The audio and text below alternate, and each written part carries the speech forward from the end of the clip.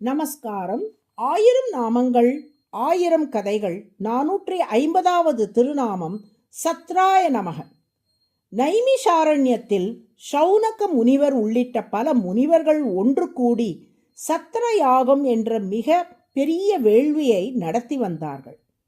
பல ஆண்டுகளாக அந்த வேள்வி நடைபெற்று வந்தது. வேள்வி நடைபெறாத இடைப்பட்ட காலங்களில் வீண் பொழுது போக்குவதோ உறங்குவதோ கூடாது என்பது மரபு. அதனால் அந்த பொழுதுகளை நற்பொழுதாக போக்க வேண்டும் என்று ஷௌனகர் உள்ளிட்ட முனிவர்கள் கருதினார்கள். பொழுதை வீணடிக்காமல் நற்பொழுதாக கழிப்பதற்கு என்ன வழி என்று மற்ற முனிவர்கள் ஷௌனகரிடம் கேட்டபோது, மிக சிறந்த ஞானியான ஷௌனகர் அனைத்து வேள்விகளாலும் ஆராதிக்கப்படுபவர் திருமால். அதிலும் குறிப்பாக இந்த சத்திர யாகம் என்பது திருமாலுக்குரிய விசேஷ வழிபாடாகும். இதில் பங்கேற்கும் அத்தனை முனிவர்களுமே எஜமானர் ஸ்தானத்தில் இருந்து செய்விக்கும் யாகம் இது. எனவே திருமாலுக்குரிய விசேஷ ஆராதனமான இந்த சத்திர யாகத்தின் மத்தியில் திருமாலின் கதைகளை கேட்பது மிகவும் சிறப்பானதாகும் என்று சொன்னார். அச்சமயம் வேதவியாசரின் சீடரான ரோமஹர்ஷரனின் மகரான சூத பௌராணிகர் அங்கே வந்தார். வியாசர் அருளிய அனைத்து புராணங்களையும் வெகு அழகாக எடுத்து சொல்ல வல்லவர் அந்த சூத பௌராணிகர். அவரது வருகையை கண்டதும் முனிவர்களின் முகங்கள் அனைத்தும் அப்போது அலர்ந்த செந்தாமரை போல் மலர்ந்து விட்டன. சூத பௌராணிகர் புராணங்களை எடுத்து சொல்லும் போது பக்தி பாவத்தில் மூழ்கி தன்னை மறந்து பகவானின் வைபவங்களை எடுத்து சொல்லுவார்.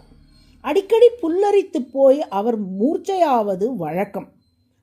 அத்தகைய சூத பௌராணிகரை பார்த்து யாகம் செய்யும் முனிவர்கள், எங்களுக்கு எது மிக சிறந்த நன்மை பயக்குமோ அதை நீங்கள் உபதேசித்தருள வேண்டும். குறிப்பாக திருமால் கண்ணனாக பூமியில் அவதரித்து செய்தருளிய லீலைகளையெல்லாம் நாங்கள் கேட்க விழைகிறோம் என்று சொன்னார்கள். அதற்கு சூத பௌராணிகர், வியாசரின் புதல்வரும் எனது குருவும் ஆன சுகமுனிவருக்கு நமஸ்காரம்.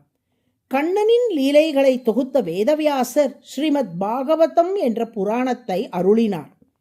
அதை வியாசரின் புதல்வரான சுகமுனிவர் பரீட்சித் ராஜாவுக்கு 7 நாட்கள் உபதேசம் செய்தார்.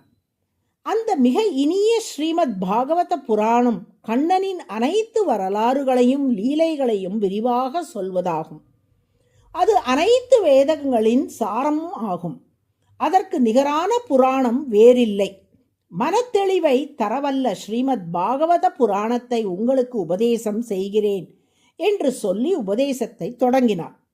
முதல் ஸ்கந்தத்தில் பரமாத்மாவின் பெருமைகள், பக்தியோகம், பரீட்சித்தின் வரலாறு ஆகியவற்றையும், 2ஆம் ஸ்கந்தத்தில் பரீட்சித்துக்கு சுகமுனிவர் உபதேசம் செய்தமை, பகவானின் அவதாரங்கள் ஆகியவற்றையும், 3ஆம் ஸ்கந்தத்தில் உலகின் படைப்பு, வராக அவதாரம், கபில அவதாரம் ஆகியவற்றையும், 4ஆம் ஸ்கந்தத்தில் துருவச் சரித்திரம், பிருத்து சரித்திரம் போன்றவற்றையும், 5ஆம் ஸ்கந்தத்தில் ரிஷபதேவர், ஜடபரதர் ஆகியோரின் சரித்திரங்களையும், 6ஆம் ஸ்கந்தத்தில் விருத்ராசுரன் வரலாற்றையும், 7ஆம் ஸ்கந்தத்தில் பிரகலாத சரித்திரத்தையும், 8ஆம் ஸ்கந்தத்தில் கஜேந்திர மோக்ஷம், வாமன அவதாரம், பார்க்கடல் கடைந்த வரலாறு ஆகியவற்றையும், 9ஆம் ஸ்கந்தத்தில் அம்பரீஷ சரித்திரம், ஸ்ரீ ராமாயணம் ஆகியவற்றையும், 10ஆம் ஸ்கந்தத்தில் விரிவாக ஸ்ரீ கிருஷ்ணாவதாரத்தையும், 11ஆம் ஸ்கந்தத்தில் கண்ணன் உத்தவருக்கு உபதேசம் செய்த கீதையையும்,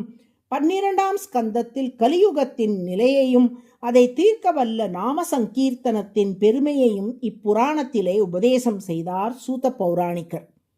அதை கேட்டு மகிழ்ந்த முனிவர்கள் தங்கள் சத்திர யாகத்தையும் இனிதே நிறைவு செய்து திருமாலின் திருவருள் பெற்று இன்புற்றார்கள். திருமாலுக்கு திருவாராதனமாக இருக்கும் சத்திர யாகத்தின் மத்தியில் அவரது புகழை கேட்டமை எங்களுக்கு கிடைத்த பெரும் பேறு என்று சூத பௌராணிகரிடம் நன்றி சொல்லி மகிழ்ந்தார்கள் அம்முனிவர்கள். இப்படி சத்திர யாகத்தாலே ஆராதிக்கப்படுவதால் திருமால் சத்திரம் என்று அழைக்கப்படுகிறார். பல எஜமானர்களை கொண்டு பல நாட்கள் செய்யப்படும் வேள்வி சத்திர யாகம் ஆகும். அதனால் ஆராதிக்கப்படும் திருமால் சத்ரம் எனப்படுகிறார். அதுவே சகஸ்ரநாமத்தின் 450வது திருநாமம். சத்ராய நமக என்று தினமும் சொல்லி வரும் அன்பர்கள் மாபெரும் செயல்களை எளிதில் செய்து முடிக்கும்படி திருமால் அருள் புரிவார். நாராயண நாராயண.